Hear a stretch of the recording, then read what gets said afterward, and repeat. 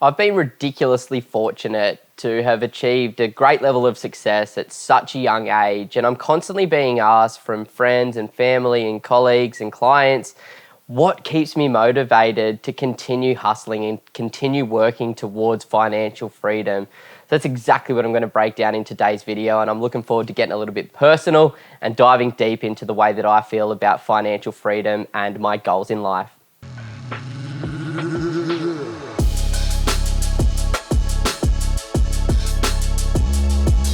Now, what I've done is written down 6 different things that I feel as though are keeping me motivated to working towards achieving financial freedom and achieving my best life and having more choices. And that's really what I'm working towards in the long-term future. There's no necessary destination that I'm working toward.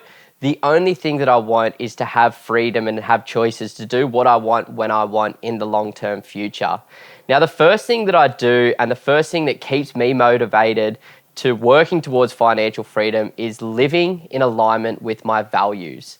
This helps me forecast the life that I want to be having in the future. It also helps me stay on track with my values, because I'm sure everybody knows those ideas of like you set a goal and by the time you achieve it, you're not actually happy with that goal because the growth has already been experienced. So if you can live within alignment with your values, you're going to have a line in the sand as to what you're working towards in the future. Now, that may change over time because the only constant in life is change. But the reality is, if you are living in alignment with those values, you know that it isn't a dollar figure that you're working towards in the long-term future. It's more of a lifestyle goal to have freedom and to have choices to do what we want when we want. So by living in alignment with my values, I'm constantly checking in with myself as to how I'm feeling, how are my energy levels, how is my relationships with my fiance, with my friends, with my family. Am I doing the things that fill my cup, like training and meditating and surfing and enjoying the things that take me out of my mind and starting to think about the future and things like that, and just get me living in the moment. So the living in alignment with your values keeps you on the right path, on the right course when you're working towards achieving financial freedom. So that's the first thing that keeps me motivated. Now, the second thing that I've realized about life is there is no growth in your comfort zone.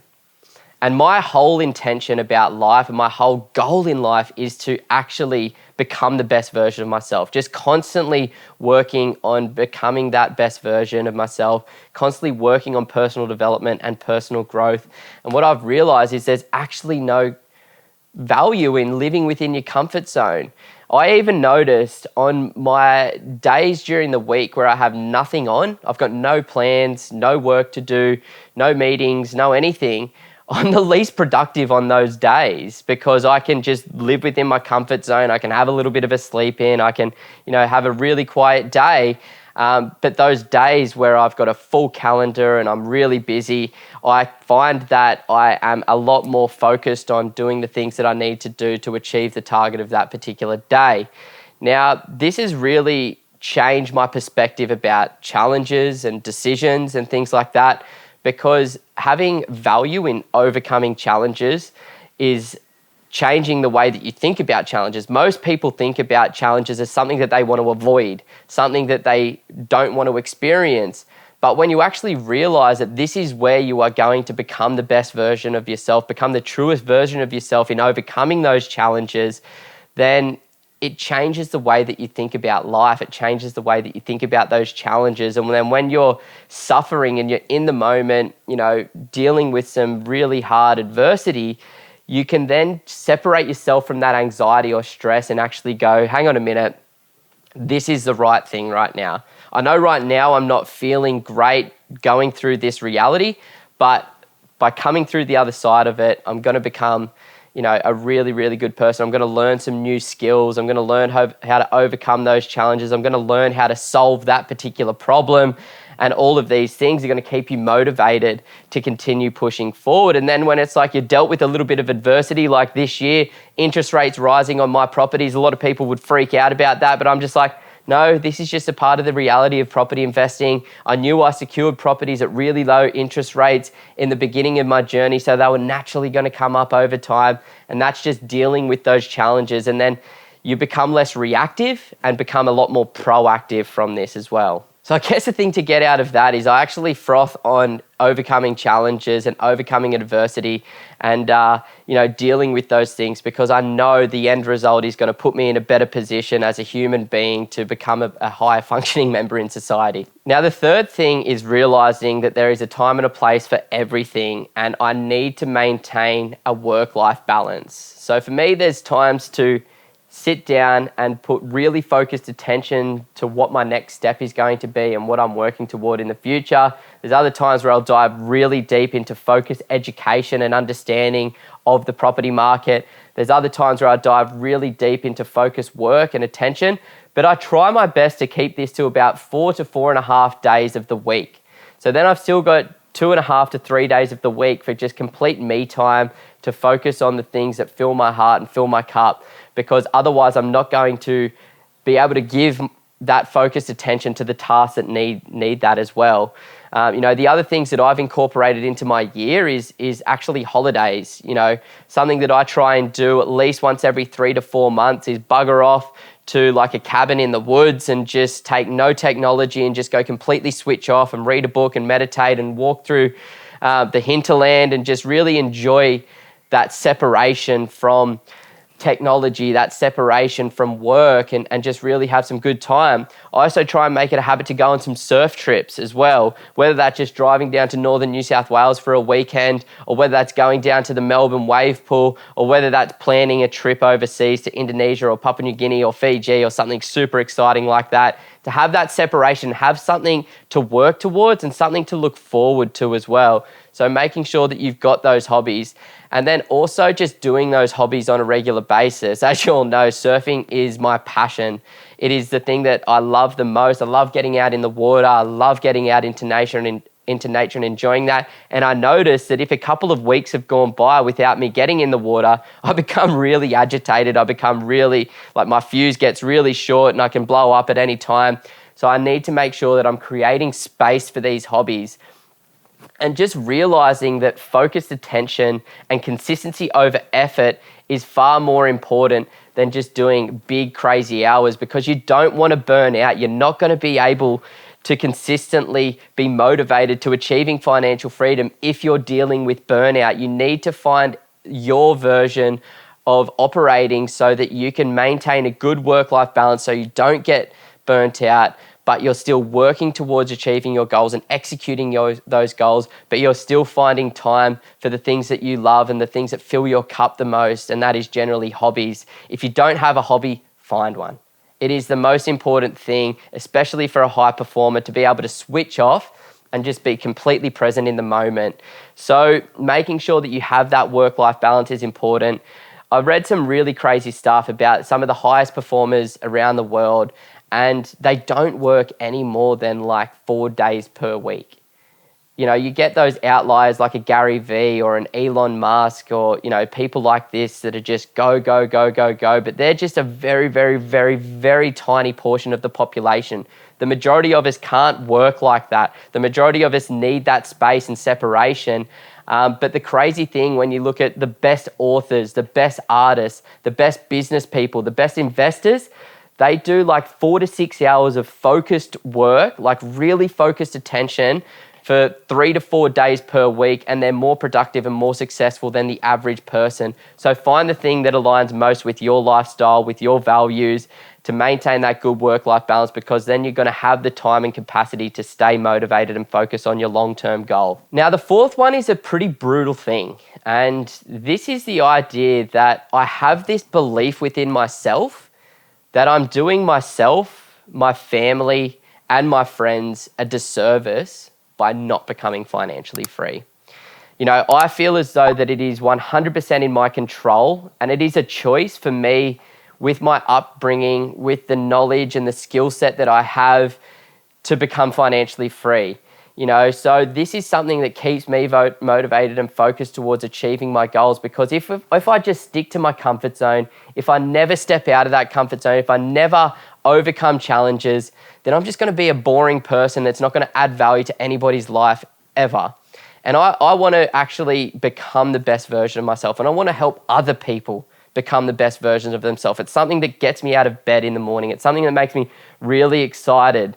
And if we only get one chance to live this life, why not give it a bloody crack? Like, actually try your hardest to do something meaningful and have a real, true impact on your life. And it's not just about yourself, it's about your family and your friends. By you overcoming those challenges and by you focusing on achieving your goals and creating a better life for yourself in the future, the compound effect of that is you're going to build a really good skill set. You're going to learn how to do this stuff, and then you can become a mentor or coach for other people in your life where you'll be able to point them in the right direction. You'll be able to help them make better decisions. You'll be able to set them up so they've got a better financial future as well. And then you're going to have a nice community of people that you can hang out with in the future that are all going to hopefully be financially free as well. So it's understanding that it's less about yourself and more about how you can help your community. And it's also about understanding that it is a choice to do this or not. You can choose to bury your head in the sand and do nothing and then have regrets in your future,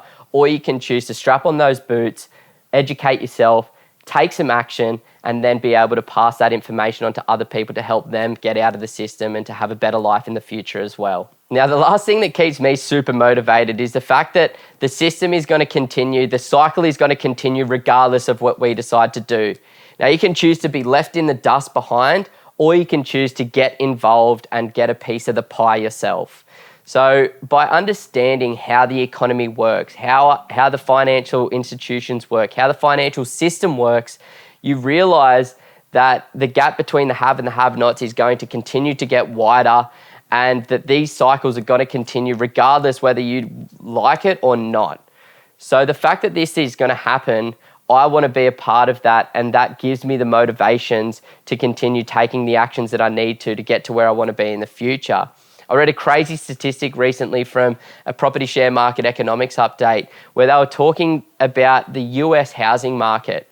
Now, back in 2021, 15% of property purchases were made from institutional investors, meaning big hedge funds, big businesses, people that you and I cannot compete with.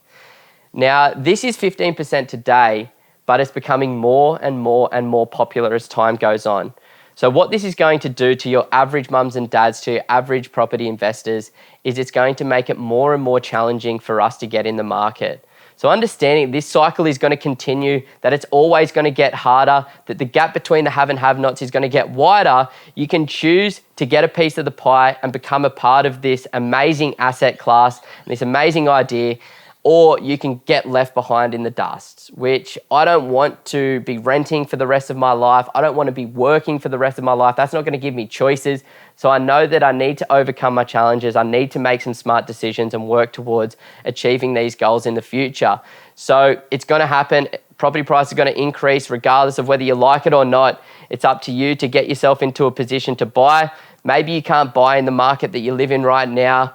So that might mean that you have to educate yourself on a foreign market to overcome those challenges and still move forward to achieving your goals. But the fear of me getting left behind is a huge motivating factor to continue doing what I need to do. Now, the final thing is the fact that I am working towards something so meaningful and so valuable for myself, for my family, for my friends.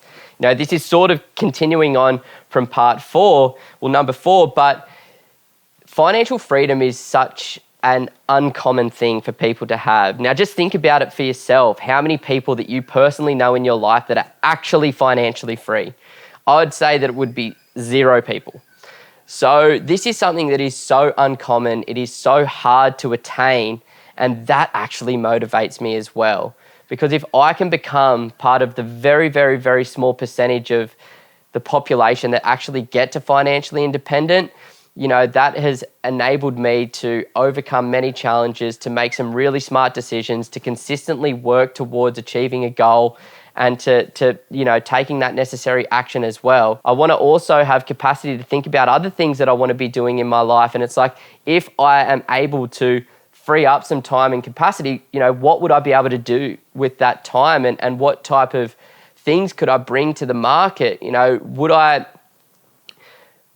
create a bigger business with Pumped On Property? Would I maybe start a charity to help less fortunate people get out of those survival modes? There's so many opportunities that you're going to have in the long-term future by becoming financially free, and it'll enable you to live a meaningful and empowered life as well. So this is one of the biggest things that keeps me motivated to working towards those goals, just by knowing that it is so uncommon for people to get there, and that it's my choice to work towards it and actually achieve financial freedom. Now, I think the most important thing, guys, is I'm not there yet, and I may never actually reach it, but I'm setting these intentions and I'm working my bloody ass off to do everything in my power to make these dreams a reality.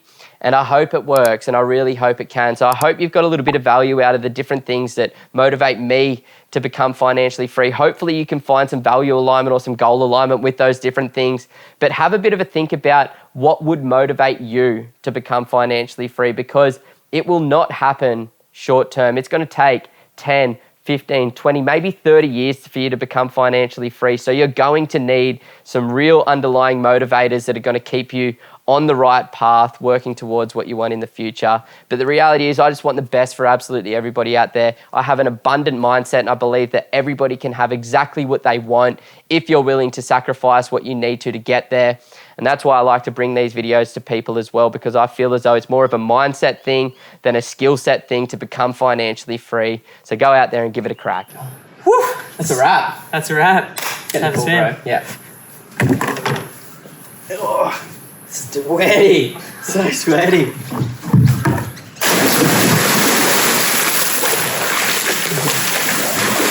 Oh, that's good. That's so nice, eh?